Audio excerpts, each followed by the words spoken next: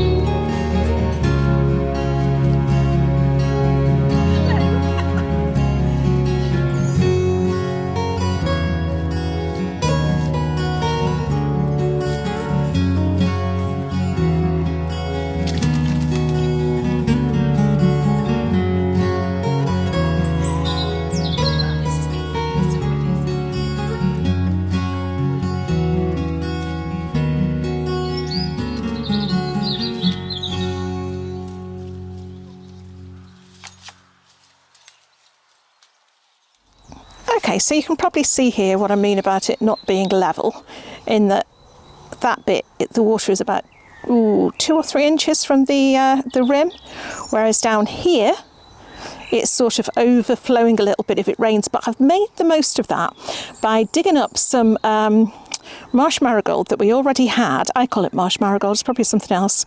And so every time it does overflow a bit, it's going to keep this area really nice and boggy. So it's going to be like a proper little marshy area for that sort of plant. So we've got that in there. And then I went, as you know, behind the chicken coop every year, there's a gorgeous display of snowdrops.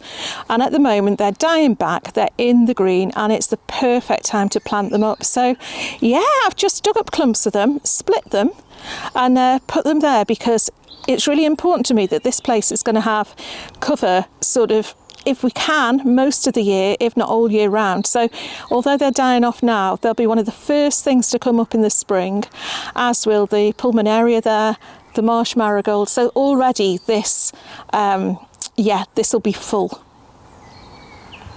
And also we were really lucky to be offered this phormium off a plot neighbour short time ago, and to be honest, it's just been sitting in a bucket and we didn't really know where to place it, but it's just absolutely perfect there. Well, the pond's not exactly doing very much at the minute, but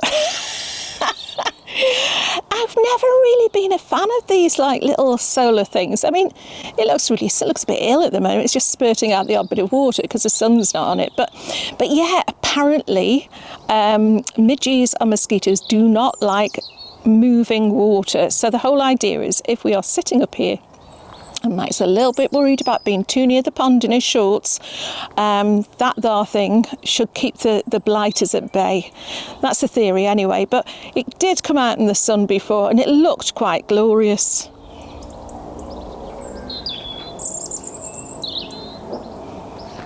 But if we look here, again, it's one of these lovely things when you're doing something like this little project. It's sort of, things come into their own. We've had these logs. Oh, you see, I've got some fennel there, I think, or sweet cecily. We've had these logs at the other end of the plot for a while now, as in a couple of years. And I think this would be quite nice as part of this habitat. But part of me wants to put it upright like that. And part of me thinks, actually, you know what? It'd just be nice like that. What do you think? What do you think? I'm going to go upright, I think. I'm going to go upright. Right, okay, so I'm going to have to dig a little bit out. I'm not going to be too precious about the plants I've put in because this is it, they just haven't cost anything. Now, this is as level as the pond. We're not going to be able to put much on top of it without it rolling off, but if I just try a little bit, this is nice and boggy as well, so it should settle in nicely. Let's see if that's any better. There you are, look. That's what I would call a nice wildlife log. Oh, I know what I've got as well, hold on. Final touch. I wonder if we put water in there, whether it's even enough for the water to stay in. Let's give it a go.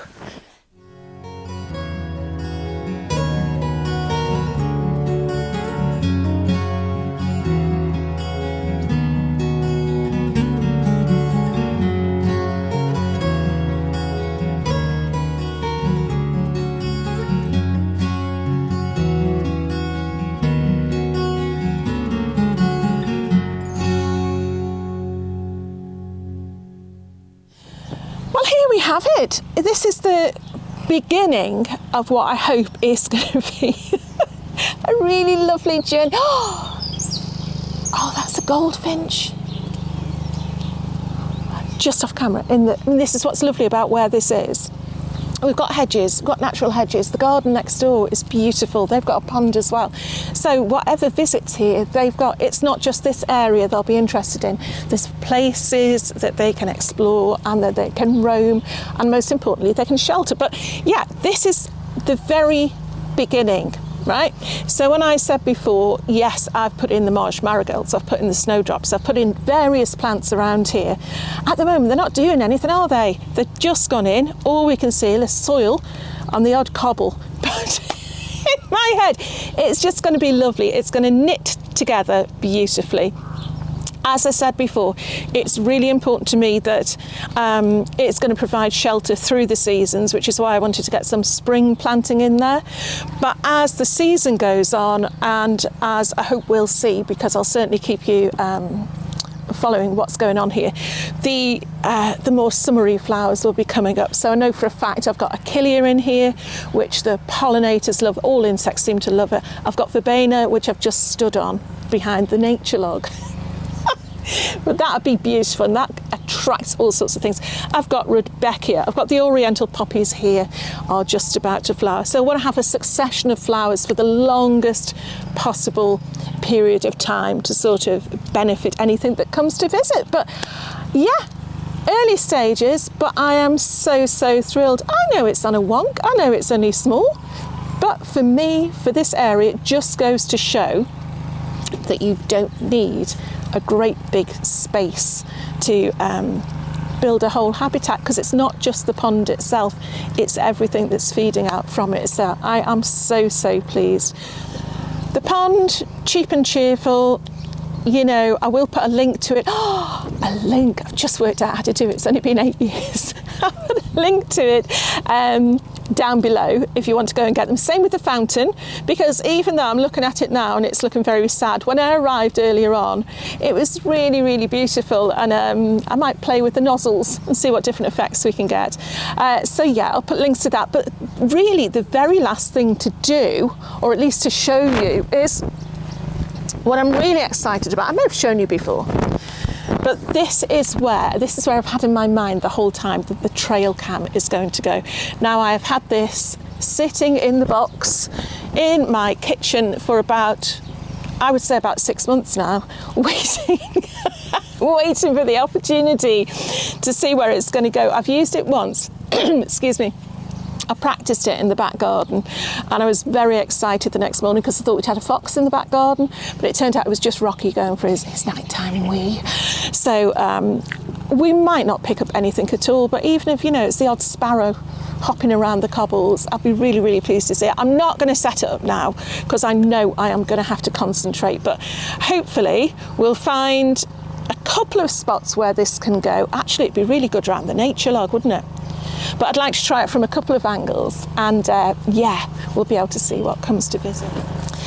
So anyway, I hope you've enjoyed seeing it develop from basically what was a rhubarb patch into what I think is going to be a little haven for the wildlife. I'd like to come and live here, and if not, I'd certainly come and visit for an hour or two. So we'll soon find out with the help of this little fella.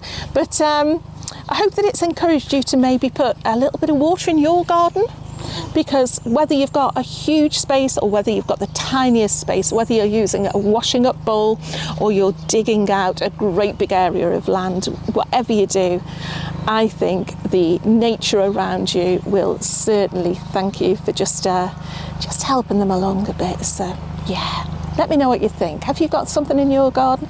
Put it in the comments below, and I'll see you again very soon. Bye for now.